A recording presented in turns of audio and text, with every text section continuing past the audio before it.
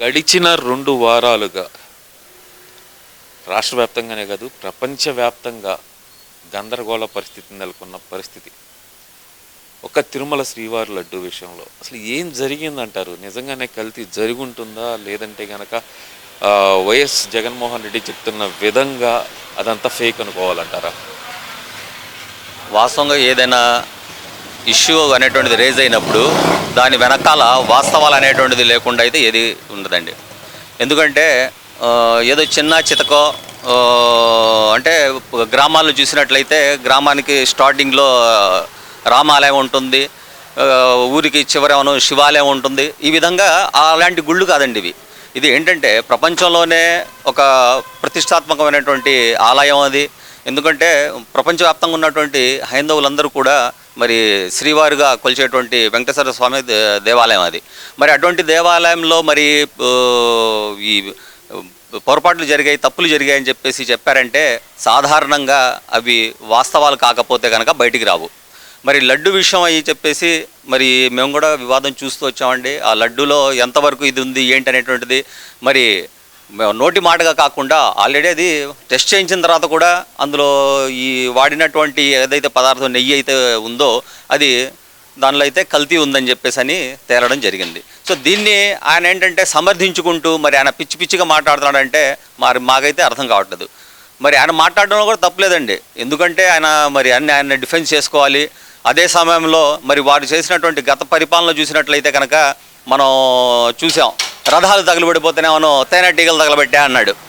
అలాగేనేమో తూర్పుగోదావరి జిల్లాలో గుళ్ళ మీద దాడులు చేసిన పిచ్చోళ్ళు రాళ్ళు ఇసిరారని చెప్పేసి అన్నాడు.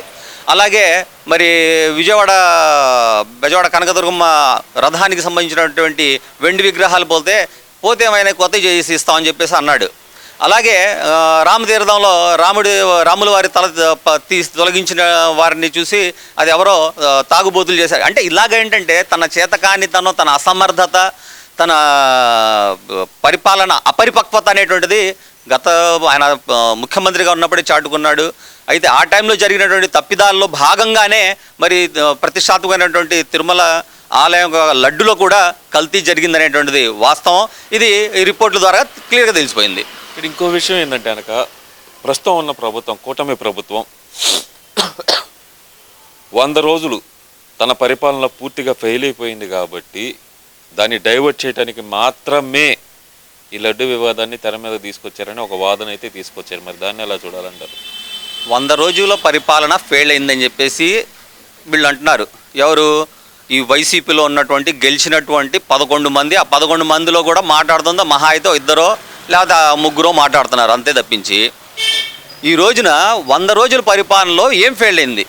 ఈ రోజున ఈ గత ప్రభుత్వం నాశనం చేసినటువంటి వ్యవస్థలన్నింటినీ కూడా ఒక గాడిన పెట్టుకుంటూ అమరావతి రాజధాని నిర్మాణాన్ని మరలా పట్టాలు ఎక్కిస్తూ పోలవరం మీద దృష్టి పెడుతూ రాష్ట్రంలో పెట్టుబడుల మీద అంటే ఈ పరిపాలన అయితే సాగుతుంది.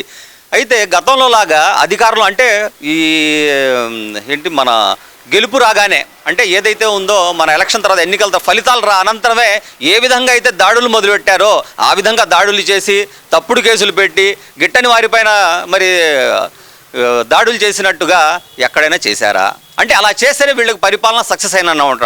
వైసీపీ భాషలో బూతులు, దాడులు, అరాచకాలు, అక్రమ కేసులు పెడితేనే వాళ్ళది పరిపాలన విధానం అనమాట. ఆ విధంగా చేయట్లేదు కాబట్టి మరి వారి దృష్టిలో మరి ఫెయిల్ అయిందని, సరే వాళ్ళ దృష్టిలో అది ఫెయిల్ అయితే కనుక అదే ఫెయిల్ అయిన ప్రభుత్వం అనుకుంటే కనుక వారి దృష్టిలో అయితే అది ఫెయిల్ అయినట్టే.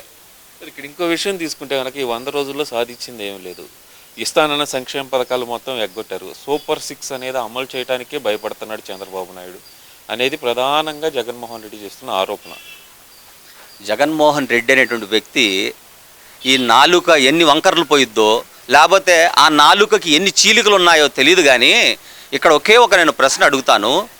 అధికారంలోకి వచ్చిన తర్వాత 3,000 రూపాయలు పెన్షన్ చేస్తానన్న వ్యక్తి మరి ఎప్పుడు పెన్షన్ ఏ విధంగా పెంచాడో మనకు తెలియదా? దానికి ఏం మాటలు చెప్పాడో మనకు తెలియదా? అంటే ఒక ప్రభుత్వం ఏర్పడిన తర్వాత మరి అన్నీ అంటే ఇచ్చినటువంటి హామీలు అమలుపరచడానికి దానికి సంబంధించినటువంటి ఉన్నటువంటి మనకి నిధులు ఎన్ని ఉన్నాయి, మనకి రాష్ట్రానికి వచ్చినటువంటి ఇవేమి ఉన్నాయి, మొత్తాన్ని చూసుకొని ఒక లెక్క ప్రకారంగా మనం దానికి ముందుకు వెళ్తాం తప్పించి ఏదో చెప్పాం కదా అని చెప్పేసి ఏదైనా జేబులో చిల్లర బ్యాంకులా తీసి ఇసిరేయడానికి, అంటే ఎలక్షన్ వచ్చే ముందు ఇష్టం వచ్చినట్టుగా మాట్లాడి ఇష్టం వచ్చినట్టు చేసినట్లయితే కనుక రాష్ట్రం అది పరిపాలన అనిపించుకోదు. ప్రతిదానికి కూడా ఒక సమయం సందర్భం ఉంటుంది. ఒక వ్యవస్థలు అంటే ఆల్రెడీ 20 నుంచి 30 సంవత్సరాలు అంటే దాదాపు 40 సంవత్సరాలు రాష్ట్రానికి వెనక్కి నెట్టేసినటువంటి జగన్మోహన్ రెడ్డి పరిపాలనని గాడిలోకి పెట్టి సంక్షేమాన్ని అమలు చేయాలంటే అది ఆషామాషి విషయం కాదు. అవన్నీ కూడా ఖచ్చితంగా అమలు పరుస్తారు. కాకపోతే ఏంటంటే ఈయన చేసినటువంటి ఏదో నిర్వాకాలు ఉన్నాయో అవన్నీ చూసుకుంటూ రాష్ట్రంలో ఉన్న ఖజానాన్ని బేస్ చేసుకుని మొత్తాన్ని కూడా అమలు పరుస్తారు. అందులో అయితే సందేహం లేదు. ఈ డిక్లరేషన్ కూడా ఏంటి అసలు? డిక్లరేషన్ మీద నేను ఎందుకు సంతకం పెట్టాలి అని చెప్పి ఆయన అడగటం, అదే మాట వైసీపీ నాయకులు అడగటం. ఆయన బొమ్మల కరుణాకర్ రెడ్డి ప్రధానంగా మాజీ టీటీడీ చైర్మన్ పెట్టాల్సిన అవసరం లేదు, ఏం అవసరం ఉంది ఆయనకి డిక్లరేషన్ మీద సంతకం పెట్టడానికి? అలాగే నన్ను తిరుపతి వెళ్లకుండా అడ్డుకున్నారంటూ జగన్మోహన్ రెడ్డి ఇచ్చిన స్టేట్మెంట్స్ ఎలా చూడాలంటారు వీటన్నిటిని? మరి అంటే డిక్లరేషన్ అని చెప్పేసి అంటే తిరుమల డిక్లరేషన్ గురించి మీరు అడుగుతున్నారు. వాస్తవంగా తిరుమల డిక్లరేషన్ గురించి మరి అవి ఇవ్వడానికి ఆయన బాధ ఏంటో మాకైతే తెలియదు. ఎందుకంటే వాస్తవంగా డిక్లరేషన్ ఎందుకు అని చెప్పేసి ఆయన మాట్లాడుతూ పెద్ద సినిమా డైలాగ్ కూడా పెట్టాడు. నా మతం మానవత్వం ఇది అని చెప్పేసి అని మంచి సినిమా డైలాగులు కొట్టాడు, పంచ్ డైలాగులు కొట్టినట్టు.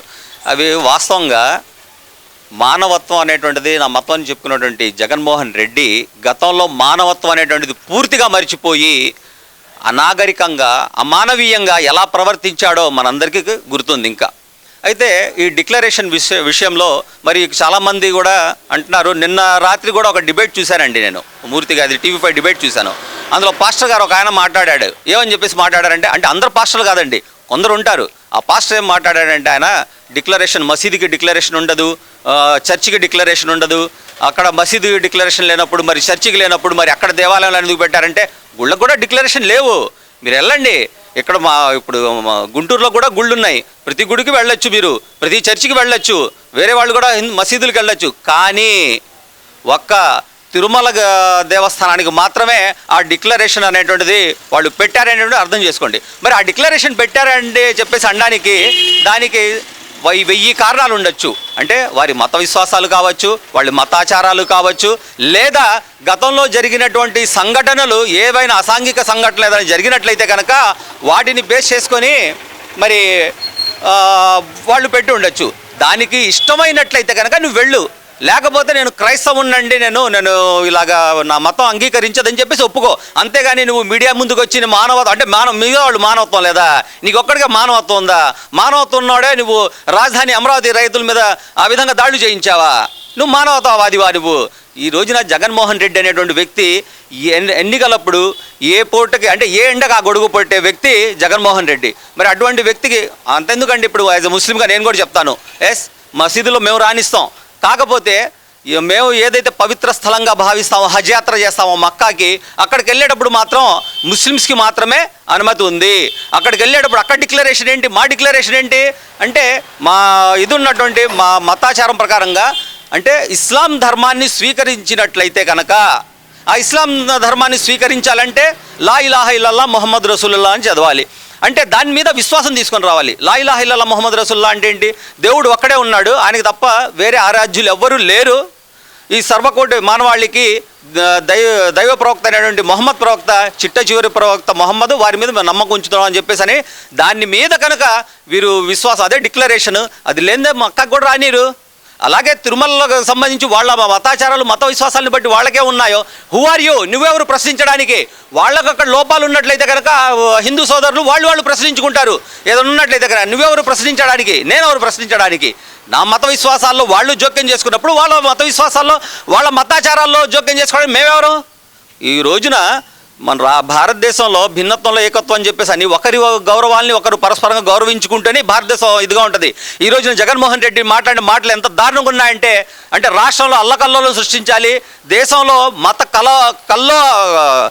కలహాలు సృష్టించాలనే ఉద్దేశంతో మాట్లాడినట్టుగా ఏం మాట్లాడాడండి?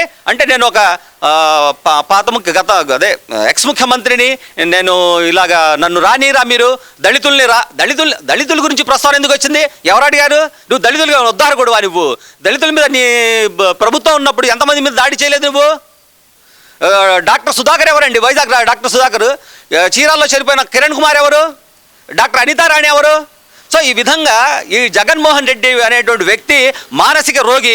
నిజంగా ఆయనకి వైద్యం చేయిస్తే మంచిది. ఎందుకంటే ఈ దేశం గురించి కూడా పెద్ద ప్రశ్న అనేటువంటి లేవనెత్తాడు. ఇదేం దేశం, ఇదే హిందుత్వం అంటాడు. నీకు హిందుత్వం నచ్చకపోతే చెప్పేయి, నేను క్రైస్తవుని, నాకు హిందుత్వం నచ్చలేదని. ఈ దేశం నచ్చకపోతే వెళ్ళిపో, లండన్ వెళ్ళిపో. ఆల్రెడీ లండన్ మందులు నువ్వు వాడుతున్నావు, లండన్ వెళ్ళిపో. అంతేగాని దేశాన్ని చులకన చేసి మాట్లాడడం, ఒక మతాన్ని చులకన చేసి మాట్లాడడం అనేటువంటిది ఇది ముమ్మాటికి ఖండించదగ్గ విషయం.